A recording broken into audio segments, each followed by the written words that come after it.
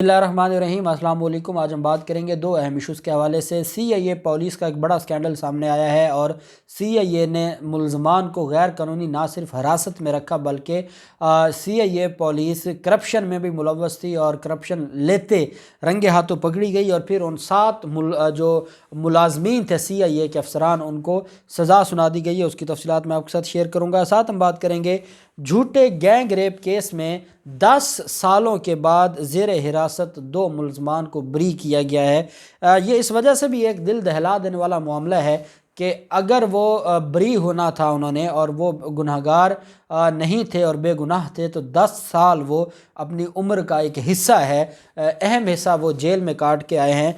ये केस है 2012 का। इंसदाद दहशतगर्दी की अदालत है कराची की।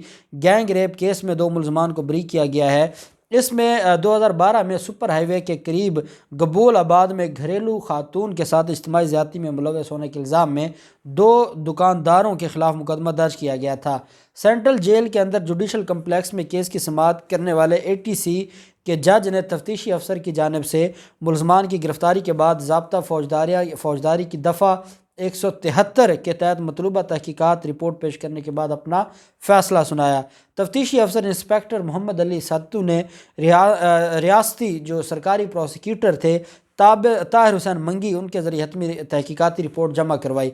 उन्होंने केस को C क्लास में निपटाने की सिफारिश की।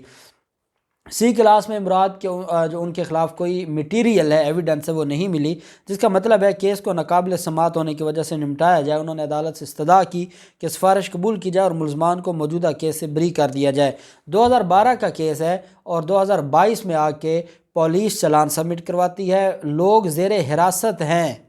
दुख की बात यह है कि वो जेल में थे, 10 साल से वो जेल में थे और पुलिस आज चालान जमा करवाती है और पुलिस कहती है कि ये जो केस है ये काबिल समाअत नहीं है, इसको निपटा दिया जाए। और अदालत बग़ैर पुलिस वालों पर को भारी जुर्माना आयद किए बस सिंपल इतना फरमा देती है कि इनको बरी कर दिया जाता है। वकील जो थे डिफेंस काउंसिल ज़ाकिर हुसैन, उन्होंने कहा कि मुलज़मान शिकायत कुनिंदान और इनके शोहर के जो नमूने हैं मैचिंग के लिए 2 बार सिंध फोरेंसिक DNA और जामे कराची की लेबॉर्ट्री और पंजाब फोरेंसिक साइंस लेबॉर्ट्री को भिजवाया गया। उन्होंने कहा दोनों लेबॉर्ट्रियों की रिपोर्ट्स के मुताबिक जो हिरासत में लिए गए स्पर्म हैं वो सैंपल्स वो मुश्तबा अफराद के बजाय शिकायत कुनिंदा के शोहर के साथ मैच हुए थे। जब DNA वगैरह हुआ तो जो स्पर्म्स थे वो उन मुलज़मों के साथ मैच नहीं हुए थे बल्कि वो उसके हस्बैंड के साथ मैच हुए। उन्होंने कहा कि एक मेडिको लीगो अफसर की तरफ से जारी करदा हतमी मेडिकल रिपोर्ट के मुताबिक ज़्यादती के कोई निशानात भी मौजूद नहीं थे और जो सेक्स हुआ था उसको रेप नहीं कहा जा सकता क्योंकि जो स्पर्म्स मिले थे वो उसके अपने हस्बैंड के थे और उन्होंने उसके हस्बैंड ने उसके साथ जो इंटरकोर्स किया और बाद में रेप का मुकदमा दर्ज करवा दिया। वाक़े की मुबैना मुतासरा जो खातून थी उसकी वकील की जानिब से और सैयद नदीम उल हक ने पावर ऑफ अटर्नी दी हुई थी।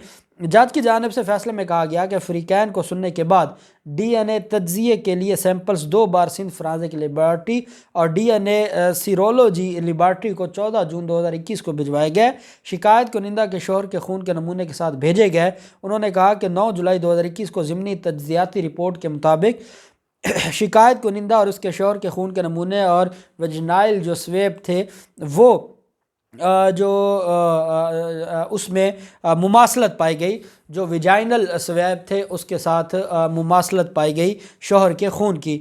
जज ने मज़ीद कहा कि तफ्तीशी अफसर ने मुतासरा खातून के कपड़ों समेत वही नमूने Punjab forensic science laboratory Lahore भिजवाए थे। ताम लेबॉर्ट्री के तज्ज़ियाती रिपोर्ट के मुताबिक स्पर्म्स और वेजिनाइल जो है स्वेब के नमूनों में हज़ारों बार मैच किए जाने के बाद भी मुमासलत पाई गई।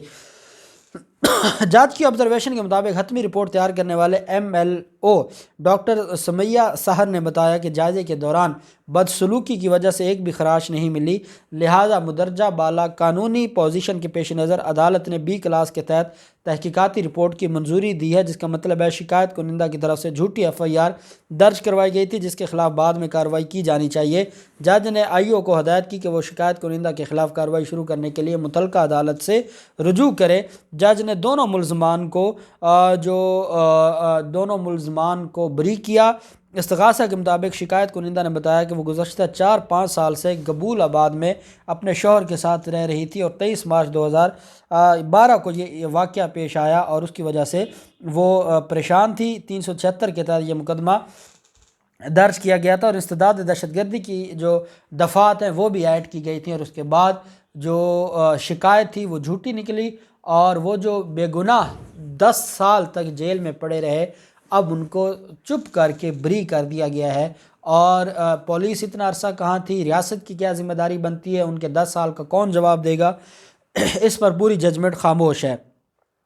بہاول نگر میں ویڈیو وائرل ہونے کے بعد CIA کے 7 اہلکاروں کو سزا دی گئی ہے۔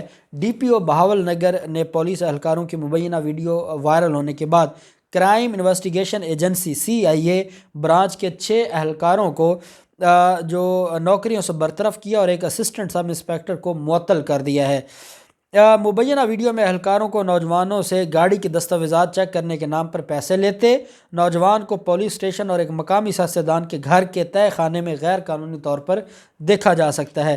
نوجوان ان کی طرف سے ملزمان کی طرف سے بتایا گیا کہ 25 جنوری کو صبح 11 بجے کے قریب وہ کینٹ روڈ کے قریب اپنی کار میں اپنے رشتہ دار کا انتظار کر رہے تھے جب CIA کے ASI اعجاز حسین 8 اہلکاروں کے ہمراہ سول کپڑوں میں وہاں آئے اور دعویٰ کیا کہ ان کا تعلق آرگنائزڈ کرائم برانچ OCB سے ہے۔ شبیر نے بتایا کہ شناخت اور کار کی دستاویزات کی جانچ کے بعد انہوں نے مجھے گاڑی CIA پولیس اسٹیشن لے جانے کو کہا۔ شبیر نے پولیس ہیلپ لائن 1787 پر کال کر کے پولیس کے اعلیٰ حکام کو معاملے سے متعلق آگاہ کیا، لیکن ASI نے 1787 کے آپریٹر کو یقین دلایا کہ یہ معمول کی چیکنگ کا معاملہ ہے اور انہیں جلد چھوڑ دیا جائے گا۔ انہوں نے دعویٰ کیا کہ DSP نے ان سے پوچھ گچھ کرنے کے بعد عملے کو انہیں رہا کرنے کا حکم دیا، تاہم انہیں تھانے میں موجود پرائیویٹ لوگوں کی جانب سے روک لیا گیا اور گاڑی کی مکمل دستاویزات دکھانے کے لیے کہا گیا۔ شبیر نے بتایا کہ جب انہوں نے اپنے واٹس ایپ گاڑی کی مکمل دستاویزات موصول کر لیں تو ASI نے ان کو دیکھنے سے یہ کہہ کر انکار کر دیا کہ مجھ سے باقاعدہ تفتیش کرنے کی ضرورت ہے کیونکہ میں نے ایسی جگہ گاڑی کھڑی کی تھی جہاں ایک ڈکیتی کی واردات ہوئی تھی۔ شبیر کا کہنا ہے کہ تقریباً 2 گھنٹے تک CIA تھانے میں DSP کی موجودگی میں غیر قانونی حراست میں رکھنے کے بعد انہیں زبردستی گاڑی میں ڈال کر ایک سیاستدان کے تہہ خانے منتقل کر دیا گیا جہاں ان سیاستدان نے ان سے بدتمیزی کی اور رشوت کا مطالبہ کیا۔ انہوں نے دعویٰ کیا کہ ان کے ایک رشتہ دار کی جانب سے سیاستدان کو فون کر کے مجھے رہا کرنے کی منت کی گئی۔ سیاستدان نے اس ASI کو مجھے چھوڑنے کا حکم دیا۔